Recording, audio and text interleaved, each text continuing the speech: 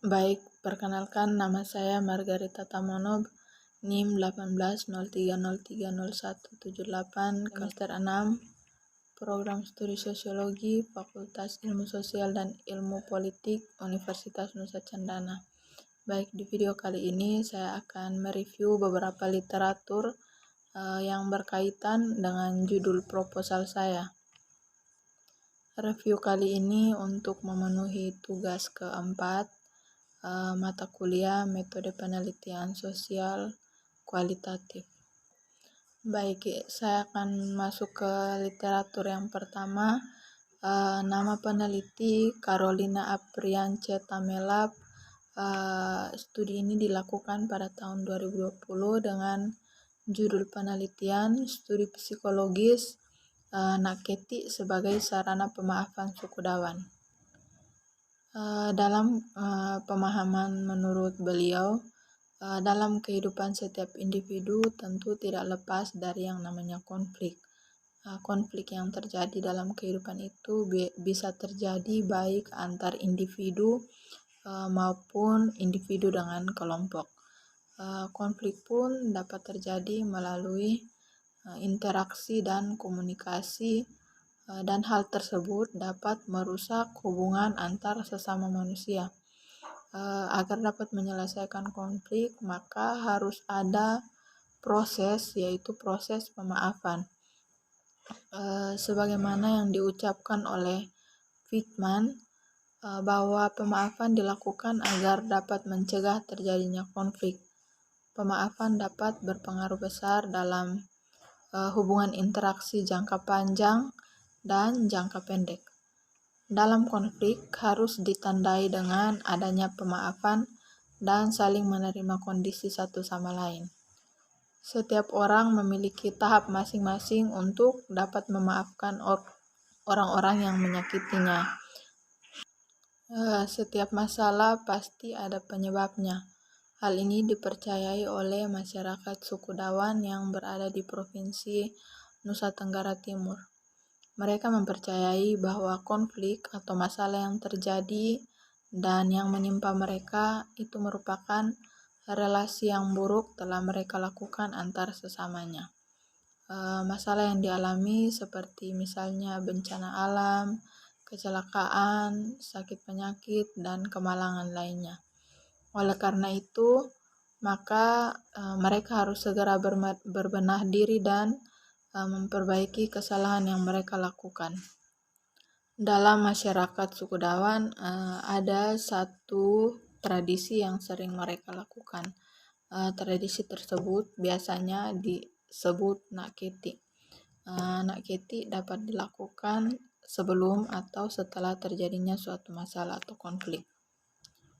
Tujuan dari melakukan naketi ini adalah untuk mencegah adanya bencana yang terjadi dalam kehidupan masyarakat.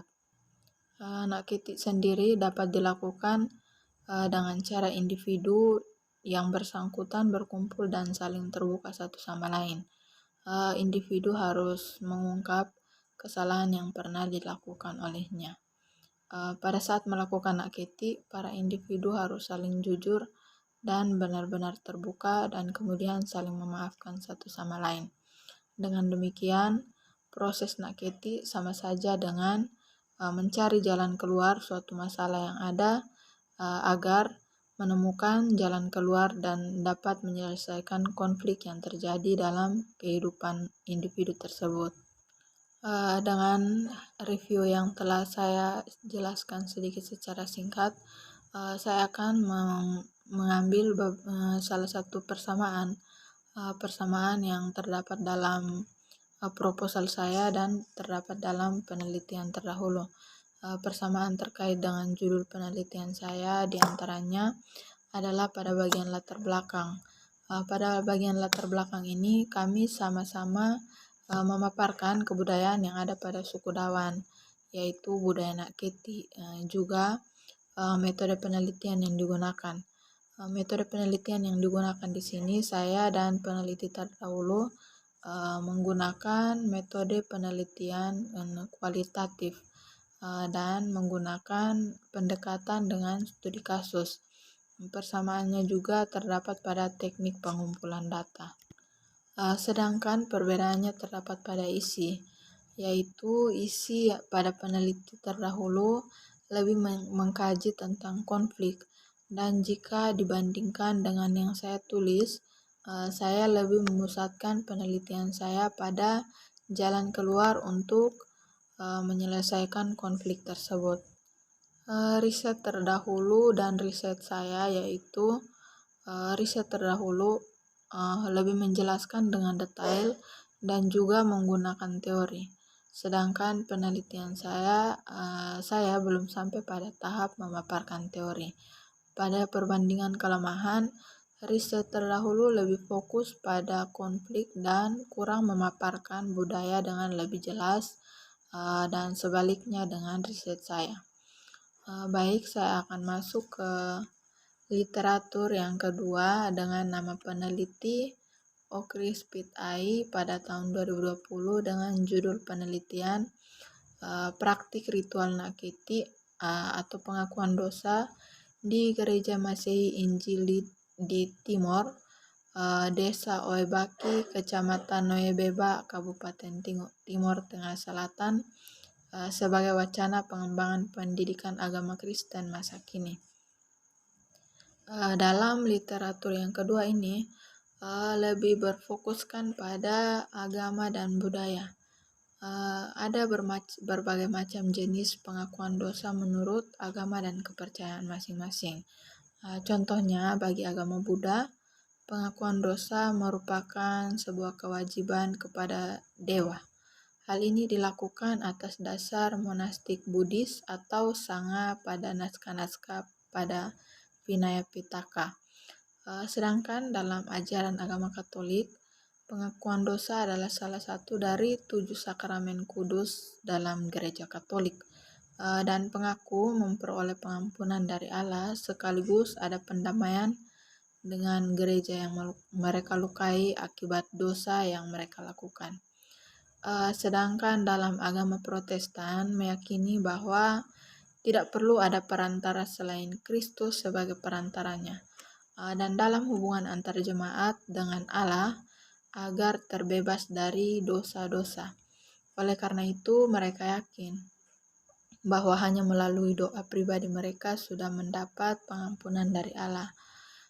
Nakiti menurut Okris merupakan satu tradisi pengakuan dosa yang ada pada masyarakat suku Dawan atau juga dapat dikenal dengan istilah keti yang artinya merapikan atau meluruskan.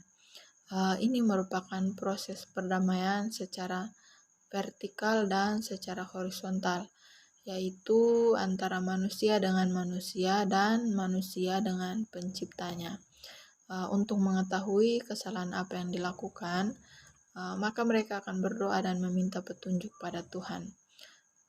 Bagi masyarakat religius, tradisi nakiti sangat penting, bahkan lebih penting daripada pengobatan secara jasmani. Menurut penulis, ini sangat menghambat akses kesehatan pada masyarakat, apalagi pada masyarakat yang tinggal di perkampungan.